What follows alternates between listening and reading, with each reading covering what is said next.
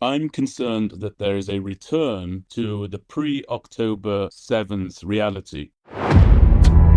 There have been a number of attacks launched by Hamas terrorists against members of the Israel Defense Forces. Both of these took place in the area of Rafah, which is the crossing between southern Gaza and the Sinai Peninsula, that really is a source of oxygen for Hamas inside the Gaza Strip. So this is not currently Hamas able to operate as a terror army, which is what it was prior to October 7th, as designated by the Israel Defense Forces. It's now a guerrilla terror organization capable of launching attacks, specifically when one considers the fact that the IDF is largely in a static position, not completely. So in terms of Hamas's motivation here, I believe that it's quite straightforward, actually. We have a president of the United States, President Donald J. Trump, who came to Israel to really wax lyrical about the victory of the ceasefire agreement that he had brokered between Israel and Hamas. He was then swiftly followed by the senior-most members of his administration and his senior-most advisors. All of that, if taken on face value, should lead us to believe that at the very least, the American administration does not want the current ceasefire arrangement to fall apart. Now, with that in mind, one can understand what Hamas is doing, really trying to test the limits of Israel's willingness to preserve the ceasefire that its major ally, the United States, wants to hold. And Hamas is testing those limits by acting in ways that show that it's actually not interested in peace, that it's going to continue to fight against the state of Israel. It's going to continue to act upon its ideology, and it is going to continue to seek the death of IDF soldiers. And the other thing that's very important about the stage at which we find ourselves, there is a desire by the Americans to move on to phase 2 of this ceasefire deal, calls for the dismantling of Hamas as a terror organization and for it to hand over its weapons. They are not going to do that. That's why I always viewed the splitting of any deal as extremely problematic. The Israel Defense Forces has hit back hard. They've targeted approximately 150 different targets. In my opinion, it is not enough. I'm concerned that there is a return to the pre-October 7th reality. I would like to see some further reaching responses by Israel.